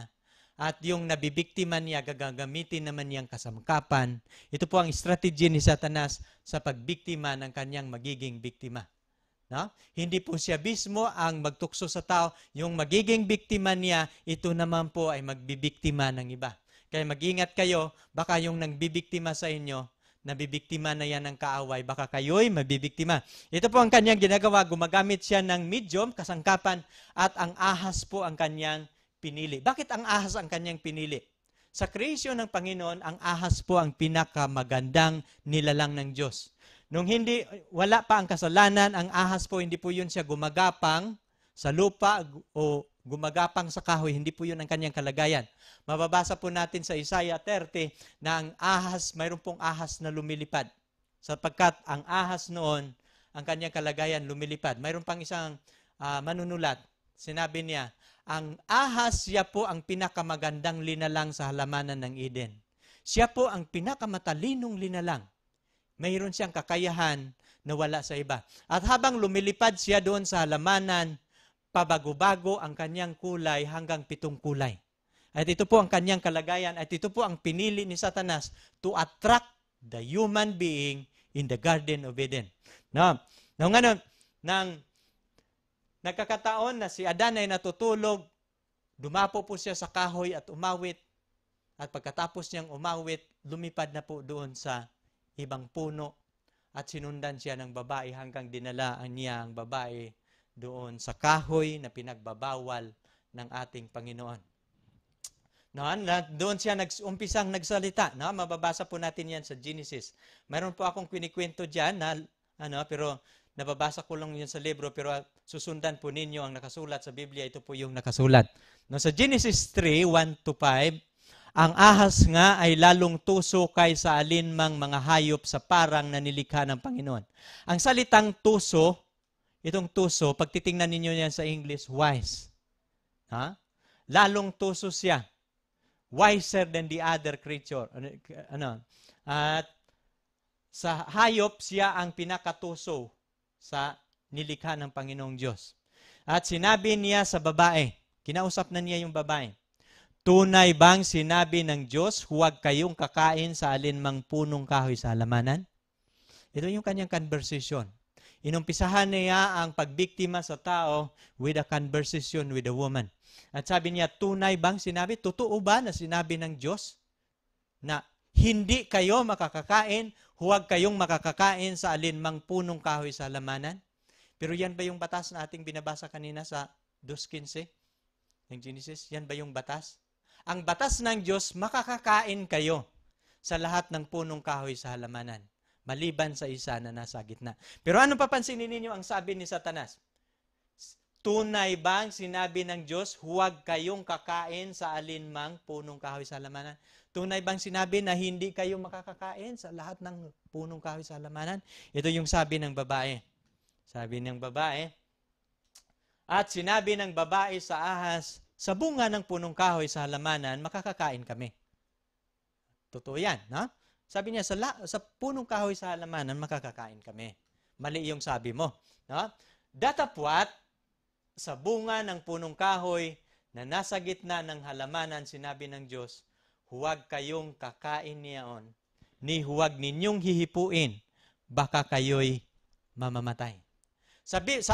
Sa utos ng Diyos, sa oras na sila'y kakain, tiyak na sila'y mamamatay. Pero mapapansin ninyo, mayroon ng pagbabago. Huwag kayong kakain niyaon, o huwag ninyong hihipuin, baka kayo mamamatay. Kahit si Eva, nagbabago. No? Nung una, pagdating sa dulo, nababago na ang salita. Ito yung baka kayo mamamatay, wala na ito sa original na batas ng Diyos. Pero ito yung sabi ng babae, tama itong sinabi ng babae. No? Datapwat sa bunga ng punong kahoy, sa gitna ng halamanan, ito yung sabi ng Diyos, huwag kayong kakain. O hihipuin, baka kayo mamamatay. At ano naman ang sabi ng ahas sa 4, at sinabi ng ahas sa babae, tunay na hindi kayo mamamatay. Ito yung, pag sa English ito, surely. Siguradong sigurado si Satanas na kapag kakainin ito, hindi kayo mamamatay. At ito po ang doktrina ni Satanas, na kahit mamatay ang tao, mananatili siyang buhay, wala siyang kamatayan. That is the doctrine of Satan. No? Pinapaniwala niya na ang tao walang kamatayan. No? Yung immortality of the soul, that is not the doctrine of the Bible, but that is the doctrine of Satan. Ating pag-aralan sa mga susunod nating mga serye, yung State of the Dead, mamamangha kayo sapagkat ang doktrina ng Biblia iba sa mga paniniwala ng ating sanlibutan. No? Ito niya, sinabi ng ahas sa babae, tunay na hindi kayo mamamatay. Dito na pumasok ang daya. Sa 5, dinagdagan pa niya, sapagkat talastas ng Diyos sa araw na kayo'y kakain niyaon, madidilat ang inyong mga mata. At kayo'y magiging parang Diyos, makakilala ng mabuti at masama. Ito yung tanda niya. Ito pa yung pinapaganda pa niya ang kaniyang pakiusap sa babae, pangungusap, sapagkat talastas ng Diyos. Alam ng Diyos na kapag kayo'y kumain niyaon, madidilat ang inyong mata. No? Magiging wiser than before. No?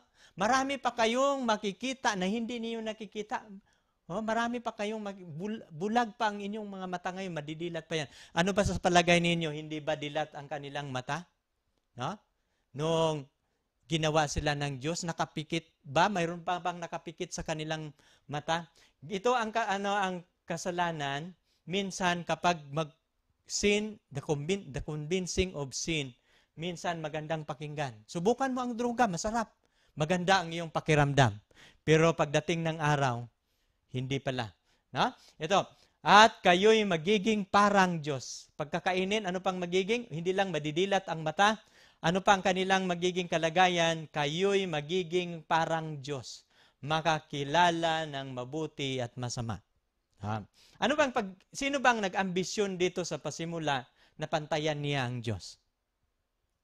Ang nag-ambisyon dito na pantayan niya ang Diyos, walang iba si Lucifer. At itong ambisyon niya, gusto niyang ibibigay sa tao sapagkat siya'y nahulog sa kasalanan, gusto din niyang biktimahin, gusto din niyang magkakasala ang tao. No? Ibibigay niya ang kanyang ambisyon na pantayan ang Diyos. At ito'y maganda sa pangkinig. At ito yung pinakahuli, makikilala ang mabuti at masama. Bakit ang punong kahoy na ito?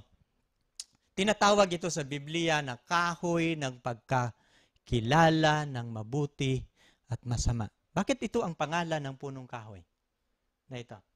Sapagkat nung hindi pa sila nagkakasala, ang kanilang karanasan mabuti. Lahat ng hindi pa nila kinakain, wala silang naranasang kasamaan. Pero nang kinain nila ang kahoy na ito, kaya nga ang pangalan nito, kahoy ng pagkakilala ng mabuti at masama. Sa pangalan pa lang niya, maintindihan mo na. No? Dati ang iyong kalagayan mabuti. Nung sila'y nakatira sa Garden of Eden, sinunod nila ang batas ng Diyos, ang kanilang karanasan, puro kabutihan, pagmamahal. Pero kapag sa araw na sila'y kumain, nang kinain nila ang kahoy na yon, naranasan na nila ang kasamaan. Naranasan na nila ang kahirapan, naranasan na nila ang parusa, naranasan na nila ang kamatayan. Kaya nga, ito yung pangalan nito, at kayo'y makakilala ng mabuti at masama. Kasi ang ibig sabihin, hindi lang ang kabutihan ang maranasan nila. And later on, they will experience a bitterness. No? Ito yung maranasan nila. Kaya nga, nakita ito ni Eva, no? Ano sa palagay ninyo ang ni Eva? No? Ito yung kinuha niya ang pansin ni Eva. No? Sinubukan niyang tinitigan ang puno, ang bunga ng pinagbabawal ng Diyos. Napapansin na ni Eva ang ganda. No? At naisip niya, ginamit niya ang ahas bilang medium. Siya ay nagsinungaling, tunay na hindi kayo mamatay. Tinukso niya ang tao na tularan ang pangarap niya na pantayan ng Diyos. Kaya nga sabi ni Eva, kaya pala pinagbabawal ito ng Diyos. Ayaw niya na mapapantayan namin siya. At alam ninyo kung bakit kinain ni Eva? Ang Diyos na nagbabawal sa kanila sa halamanan ng Eden ay Diyos na hindi mapagkatiwalaan. Mayroong lihim na nililihim, ayaw nilang ma-explore ang kagandahan na hindi nila naranasan. Kaya nga nagugustuhan ni Eva na hipuin at gustuhan niyang kainin. Ha? Ito yung ginagawa ni Satanas. Ano bang ginagawa niya? Pinalabas ni Satanas na siya ang tama, ang Diyos ang mali. Totoo ba yan? Totoo. Pinalabas niya na itong Diyos na nagbabawal sa inyo, hindi mapagkatiwalaan. Kaya nga, yung batas, hindi maganda na mayroong batas. Kikontrolin lang kayo niyan. Pero hindi yan totoo. Huh? Parang si Satanas siya ang may concern sa tao sa halip ng Diyos. Nang paglagay niya ng utos dahilan upang kontrolin ang tao upang hindi siya mapantayan. So para kay iba, mabuting kainin. Ha? Hindi po totoo na ang batas pagkukontrol. Ito po ang tunay na kalayaan sa kasalanan. Kapag susundin ninyo ang batas, alam ninyo, ito yung masasabi ko. Sa aking pangangaral, palagi kong sinasabi, kapag sinunod lang ng tao ang 10 utos na sinulat ng Diyos sa kanyang daliri, hindi na natin kailangan ang pulis. Sapagkat wala na silang huhulihin. Walang magnanakaw na huhulihin ang mga pulis sapagkat ang kautusan nagsasabi, huwag kang magnakaw. Walang huhulihin ang pulis na mamamatay tao sapagkat ang kautusan nagsasabing, huwag kang magpatay. Walang pamilyang masisira sapagkat ang kautusan nagsasabi, huwag kang mangangalunya. Ha? Walang mga kapitbahay na magkaaway sapagkat ng kautusan nagsasabi, huwag kang mag-iimbot sa bahay ng iyong kapwa o mga bagay ng iyong kapwa. No? Ang kautusan, ang ibig sabihin yan, pagproteksyon. At ito pa yung kung sinunod lang ng tao ang kautusan ng Diyos sa buong mundo, hindi na natin kailangan ang bangko. Bakit? Ang mga tao, nilalagay nila ang kanilang pera sa bangko, sa isa lang ang kadahilanan, para hindi sila madidisgrasya sa kanilang pera. Hindi sila papatayin ng mga tulisan at magnanakaw. Kaya nga, ang kanilang pera nilagay nila sa bangko. Ang ating mga pintuan, wala yung lock. No? Hindi na kayang kailangan ang kandado, kailangan grills, na maglagay pa tayo ng gate ng labas sa ating bahay sapagkat hindi yan kailangan. Kung sinunod lang ng tao ang kautusan ng Diyos, sapagkat ang kautusan ng Diyos nangangahulugan ito ng kapayapaan. Pero bakit ang sanlibutan natin walang kapayapaan? Nagiging makasalanang sanlibutan, isa lang ang dahilan. Sinunod natin ang tinig ng kaaway na labagin ang utos ng Diyos. At ito yung nangyayari nating lahat. Kaya nga ginawa ni Eva, pinitas niya ang prutas na pinagbabawal ng Diyos. At ito nagpasimula ang kasalanan ng tao. So ano ang nagiging epekto, resulta na nagkakasala ang tao? Anong nagiging effect o result? Ito yung nagiging resulta. Pinalaya sila ng Panginoon sa Garden of Eden. Sa mga nanonood ngayon, hindi na namin mababasa sa inyo ang buong talata ng chapter 3 ng Genesis.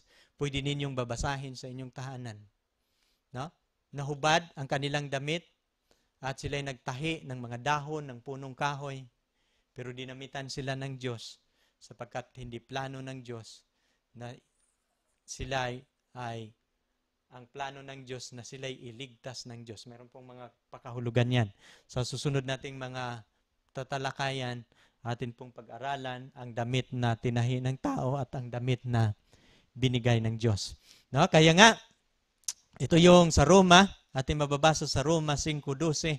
Kaya kung paano sa pamamagitan ng isang tao lang ang pasimula ng kasalanan, pumasok ang kasalanan sa sanlibutan. No? At ang kamatayan sa pamamagitan ng kasalanan. At sa ganito ang kamatayan naranasan ng lahat ng mga tao sapagkat ang lahat ay nagkasala. Mayroon pa bang natirang hindi nagkasala? Mayroon bang natira na hindi mamamatay? No? Ang lahat ng mga tao, kahit ano kakayaman, dito ang iyong pupuntahan. Dito tayo pupunta lahat. Ako na nagsasalita, darating ang araw na pupunta dito. Sapagkat sa Biblia, walang natitirang matuwid. Lahat ay nagkasala.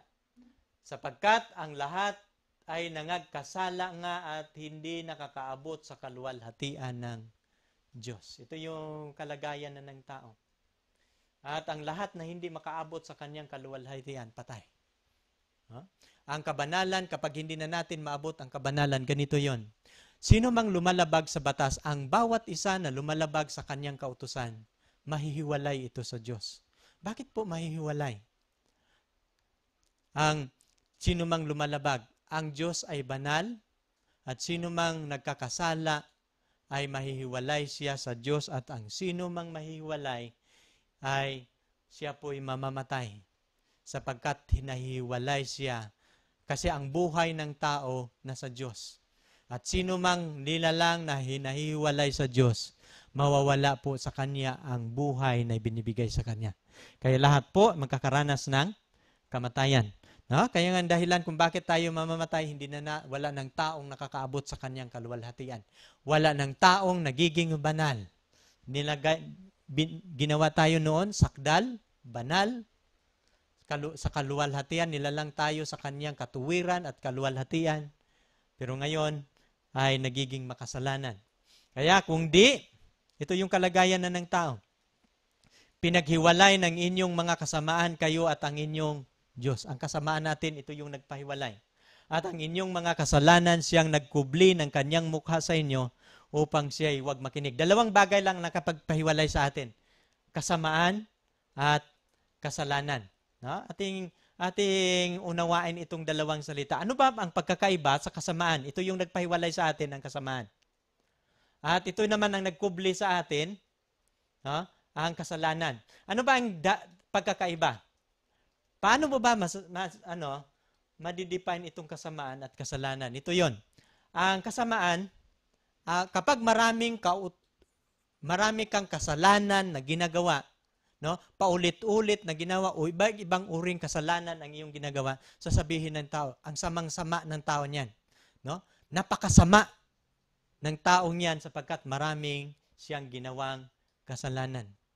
No? Ang kasamaan, ito po'y libil ng kasalanan na paulit-ulit na ginawa ng isang tao. At ito pong sabi sa Biblia, ito po'y pinaghiwalay ang inyong kasamaan kayo at ang inyong Diyos. Ang kasamaan natin, the more na tayo'y gumagawa ng kasalanan, pasama ng pasama, ang ating kalagayan, at ito po'y magpapahiwalay sa tao. At ang kasalanan po, ito po yung paglabag sa kautusan. Ang kasalanan, ito po ang paggawa ng kalikuan. Kung nalaman natin yung paggawa ng mabuti, hindi po natin ginagawa, ito po yung kasalanan. Na? Ito po yung ating naintindihan. Dito po tayo magtatapos. Bago tayo magtatapos, ito pong importanteng bagay na gusto kong idiin na dapat nating maintindihan ngayong gabi. Mayroon 5 solusyon. 5 solusyon upang malunasan ang kasalanan. Ito po yung ginawa ng Diyos. Paano ba, nung nagkakasala si Lucifer, nang nahulog sa sanlibutan, nabibiktima ang tao, nagkakasala na rin ang tao. Pero ano po ba ang ginawa ng Diyos na solusyon sa kasalanan? Atin pong pag-aralan ngayong gabi itong 5 hakbang na pwedeng pipiliin ng Diyos na mga solusyon. Una, ito po yung ginawa kong una. Ito po yung sulat ni Frank Braden. No? Maaring puksain ng Diyos ang nagkakasala. Maari po ba? Pwede. No? Maari nang nagkakasala si Lucifer doon sa langit, nung siya pa lang isa na nagkakasala, nung nagkakasala si Lucifer, nang nakita ng Diyos na siya'y gumawa ng kalikuan, pwede siyang patayin kaagad. No? Pwede siyang kikidlatan lang si Lucifer, patay na siya, magiging abo na siya. Pero bakit ito hindi ginawa ng Diyos? Bakit pinabayaan niya na ang Lucifer na nagkakasala, mabibiktima pa ang ibang mga anghel? No? Bakit siya hindi pinatay ng Diyos? Kapag pinatay siya ng Diyos, ito po ang magiging tanong ng mga anghel, ng ibang anghel. Bakit? No? Hindi po ito solusyon. Ito'y hindi solusyon sa problema ng kasalanan kapag papatayin si Lucifer. Ang mga matuwid na mga anghel magtanong, bakit? Ito pong tanong ng mga anghel. Bakit, Panginoon? Mayroon lang dalawang bagay lang sa langit ang misteryo sa kapanahunan nila na hindi naintindihan ng kasama niyang anghel. Sabi ng Diyos, sino man sa inyo, sabi niya sa kanyang mga anghel, sino man sa inyo ang hindi sumunod sa batas kung ito, ay siya po'y magkakasala. At ang bawat anghel na magkakasala at ang bawat magkakasala, hindi na siya mananatili sa kanyang tahanan at higit sa lahat, mamamatay siya. Now, dalawa po ang bagay nang gumawa ang Panginoon ng batas doon sa langit, ay sabi ng Diyos, sino mang lalabag sa batas, mamamatay, magkakasala. At sino mang magkakasala, siya po'y mamamatay. Dalawang bagay ang hindi naintindihan ng anghel, ito pong salitang kasalanan. Nang sinabi ng Diyos na sino mang lalabag sa batas ay magkakasala o magiging makasalanan, hindi po yun naintindihan ng mga anghel. Ang isang anghel lalapit sa isang anghel. Ano yung kasalanan? Ano yung magkakasala? Bakit kung magkakasala tayo ay hindi tayo patitirahin dito? At ano yung ibig sabihin sa salitang mamamatay? Para sa kanilang kapanahunan, ang mamamatay, hindi pa yun nila naintindihan. Sila'y nakatira sa lugar na nababalot ng magaginto. Sila po'y nakatira sa lugar na nababalot ng mga halamanan, mga bulaklak, mga punong kahoy, mga damo, mga carpeted na mga damo. Pero mapapansin ninyo, isang bagay na hindi nila makikita doon. Wala silang nakikitang mga tuyong dahon na nalaglag sa puno sapagkat ang lugar na kanilang tinitirahan walang kamatayan. Kahit kukunin nila yung isang pipitas man sila ng bulaklak, ililipat nila sa ibang puno ng bulaklak, ay hindi mamamatay ang bulaklak na pipitasin nila sapagkat sila po'y nakatira sa lugar na walang kamatayan. Kaya nga para sa kanila ang salitang kamatayan hindi nila naintindihan. Kung sasabihin man ni Diyos, ito yung kamatayan, ang dahon ay malaglag, matutuyo, hindi pa rin nila maintindihan. Ganun pala ang kamatayan. Malaglag siya, tapos matutuyo, mabago lang ang kulay, yun pala yung kamatayan. No? Pero hindi pa rin yan solusyon, hindi pa rin yan maunawaan ng mga anghel. Kaya nga pinahintulutan niya, nung nagpasimula ang kasalanan sa langit, pinahintulutan niya na palayasin itong nagkakasala sa kanyang langit na tahanan. Upang ang mga anghel na kasama nila, matitingnan na ngayon si Lucifer na nagkakasala. At sinabi ng Diyos, titingnan ninyo ang inyong kasama na nagkakasala. Sapagkat isa lang ang kadahilanan ng Diyos kung bakit pinahintulutan niya ang kasalanan, binigyan niya ng panahon to explain the remaining angel na kasama nila doon sa langit, kanilang maunawaan kung ano ang kasalanan. Kung pinatay nila yung anghel na nagkakasala, ito yung tanong nila, bakit? Magresulta lamang ito ng takot, duda sa mga matuwid na mga anghel. Magkakaroon lamang ng takot. At ayaw ng Diyos na paglingkuran siya ng mga anghel na nanginginig sa kanyang harapan. Sapagkat ang kanyang likas, siya po ay Diyos ng pagmamahal, Diyos ng pag-ibig, na gusto niya ng mga anghel na maglilingkod na mayroong pagrerespeto, mayroong pagmamahal mula sa kanilang puso, mayroong kasayahan na hindi labag sa kanilang kalooban, mayroong pagmamahal na nagmumula sa kanilang kaloob-looban na totoong mahal nila ang Diyos at ito po'y nais ng Diyos. At ito po'y ayaw niya na maranasan ang takot sa langit. Hindi niya pinahintulutang magkakaroon ng takot kaya pinahintulutan mo na hindi niya pinatay ang anghel na nagkakasala. Mayroon pong pangalawang desisyon na pwedeng gagawin ng Diyos. Maaaring alisin ng Diyos ang batas. No? Pawalan ng bisa. Pwede ba yung alisin yung batas? Pwede. No? Pwedeng sabihin ng Diyos, sapagkat nilabag ninyo ang batas, nagkakasala tuloy kayo. So, hindi maganda na mayroong batas, aalisin natin ang batas. So, hindi na kayo magkakasala. No? Pagbabasahin ninyo yung Roma, no? Sa Roma 6, mayroon tayong mababasa dyan sa Roma 6, when there is no law, there is no sin. No? Sa size city ng Roma, yun yung kaya nga kung wala daw batas, walang kasalanan, totoo yan. Pero ginawa ba yun ng Diyos na alisin niya ang batas? Napapansin ninyo, isang batas lang doon sa Garden of Eden, nagkakasala ang tao, nung nagkakasala ng tao, binigyan ang tao ng 10 utos. Sapagkat mahalaga ang utos para sa tao, ginawa ng Panginoon na 10, hindi lang isa. No? Nang hindi pa sila nagkakasala, isa. Pero nung nagkakasala na, ginawa ng Panginoon ang kanyang batas na 10 para lalong maunawaan ang scope ng kautusan. Na mapapansin ninyo, pwede niyang alisin. Ngunit kung ito'y gawin ng Diyos, posibleng walang magagawa ang tao. No? Posibleng wala siyang magagawang mabuti, ang tao'y wala ng pamantayan o moral values. No? Ang kautusan ng Diyos, ito po'y nagtuturo ng moral. Alam niyo kung wala ng kautusan ng Diyos, wala ng pamantayan ang ating society, wala ng moral ang ating society, ano kayang magiging resulta? No? Dito na magkakaroon tayo ng chaos world. No? Ang ating tahanan, ang ating barangay, ang ating community, ang ating bansa, magkakaroon ng kaguluhan kung walang batas.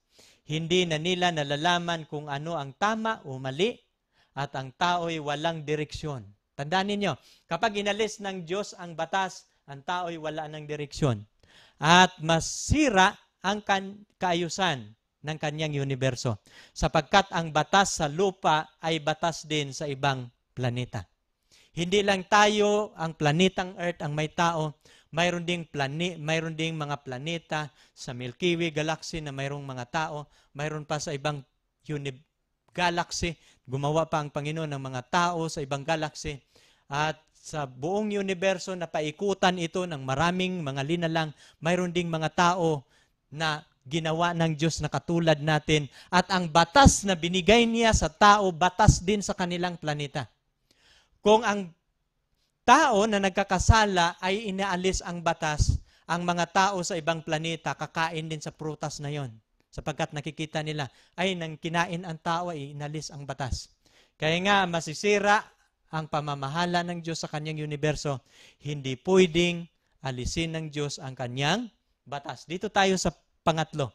Maari niyang piliin na ang taong, pilitin ang taong sundin siya. Maari niyang pipilitin tayong sumunod. No, bakit pa pinabayaan? Bakit tayo hindi pinili? Diba? Napapansin niyo, mayroong mga tao, bakit ba tayo pinabayaan ng Diyos na magdesisyon na tayo-tayo lang? No, bakit hindi siya ang magdesisyon? Bakit hindi niya tayo pilitin? Pwede niya pilitin. No? Pwede siyang maghalal siya ng tagamasid, pwede siyang mag-assign ng anghel na kasama mo, no, tagatuwid. Ngunit kung ito'y gagawin ng Diyos, magresulta lamang ito ng panlabas na pangsunod. Panlabas lang ang ating pagsunod sa Kanya, at ang ating puso ay mabigat sa ating puso, ang ating pagsunod. At alam ninyo, kung ang Diyos ay pumipilit sa atin, masakit sa ating kalooban. Sapagkat labag ito sa ating kalooban. At kung ito'y gagawin ng Diyos, pwede. Pero ang ating kalagayan, sumunod man tayo, nakasuot lamang ng maskara ang tao. Hindi nagmula sa puso at ito'y hindi nakakalugod sa Diyos. No? Hindi niya pwedeng patayin ang nagkakasala. No? Hindi niya pwedeng alisin ang batas. Ito yung pangalawa. Hindi niya pwedeng pilitin. Kasi hindi ito magresulta ng mabuti. Pang-apat, ito. Maaring alisin ng Diyos ang ating kalayaan. Pwede bang alisin niya ang ating kalayaan? Pwede. Yung freedom of choice, yung free will natin, pwede niyang alisin. Pero ano ang magiging resulta? No? Ang galaw niya ay parang nakaprograma na. Parang robot. Parang relo. Titingnan ninyo yung relo. Ano ba ang ikot sa relo? No, ganyan lang. Pero mayroon bang relo na magpapahinga, babalik na naman siya sa dati? Hindi pwede. Ang relo ay ganun lang ang kanyang galaw. Parang ganun lang tayo. Para lang tayong robot, parang laruan, hindi makapagdesisyon, sumunod o hindi, gamit lamang tayo sa kanyang harapan. Para lang tayong gamit lang niya, gamit lang tayo ng Diyos. At kung ito'y gagawin ng Diyos, ito po'y hindi nakakalugod, ito po'y labag sa panukala ng Diyos sa paggawa ng tao. Sapagkat tayo po'y ginawa ng Diyos na binigyan niya ng regalo na mayroon tayong kakayahang magdesisyon. Bukas ng gabi, ito yung pinili ng Diyos. Nang nagkakasala ang tao, nahiwalay ito sa Diyos at naranasan nila ang kamatayan, pwede niya itong iligtas sa pamamagitan ng plano ng kaligtasan. No? At ito po'y ating itatalakay bukas ng gabi, ang plano ng Diyos sa pag-rescue sa taong nahulog sa kasalanan, sa taong nagiging kakampi na. Dati, ang sanlibutan ito, ang tao ang nagmamayari. Ngunit nung ang tao nahulog sa kasalanan, hindi na ang taong nagmamayari nito, kundi ang dyablo na dumaya sa kanya. Kaya nga ang tao nagiging alipin na sa dyablo, nagiging alipin na sa kasalanan. Ngayong gabi, marami tayong natutunan at alam, huwag ninyong kaligtaan bukas ating pag-aralan ang napakahalagang paksa. Atin pong pag-aralan bukas ang desisyon ng Diyos, ang plano ng Diyos sa kaligtasan sa taong nagkakasala. Paano niya ito maahon sa kanyang kalagayan? Paano ito makabalik sa dati niyang kalagayan na makapanumbalik sa dati niyang pagkalalang sa kanya. Maraming salamat sa inyo at sa ating pagtatapos tayo po yuyuko sa isang panalangin. Aming dakilang Diyos, marami pong salamat na aming natutunghayan sa gabing ito. Ang paksa na may kinalaman sa kasalanan kung bakit ang tao ay nahulog sa kasalanan. Ano po ba ang mga kadahilanan? Paano ito nagpasimula? Sino ang unang nagkakasala? At ano po ba ang mga kasalanan? Amin pong lahat na pag-aralan sa gabing ito. Maaari po ba, Panginoon, na habang pinag-aralan namin ito, habang panuurin ito ng aming mga kaibigan sa kanilang mga tahanan, kanila pong matutunan at naway bibigyan nila ng halaga ang inyong mga salita, ang inyong mga kautusan. Sapagkat dito po malalaman ng tao ang kahalagahan kung bakit mayroong kautusan na inyong ibinibigay sa tao. Ito po'y hindi para sa aming ikasasama, kundi para ito sa aming kabutihan. At kung ano ang kasalanan, ito po'y paglabag lamang sa kautusan na binibigay ninyo sa amin. Tulungan ninyo ang bawat isa, Panginoon, na magkakaroon ng pagpasya sa kanilang buhay, na magkakaroon ng pagbabago habang matutunghayan nila ang mga serye sa gabi-gabing pag-aaral sa Biblia. Sana'y matutunan nila ang mga katotohanan na aming babanggitin gabi-gabi at tulungan ninyo na kaming lahat, kasama ng aming sarili, ang aming mga pamilya, kasama kaming mahanda ang aming buhay sa malapit ninyong pagdating. Marami pong salamat, Ama, sa pagdinig ninyo sa aming dalangin. Ito po'y aming hinihiling. Salamat sa inyong pagpapalang laan na aming tatanggapin ngayong gabi sa pangalan ng aming Panginoong Hesus. Amen.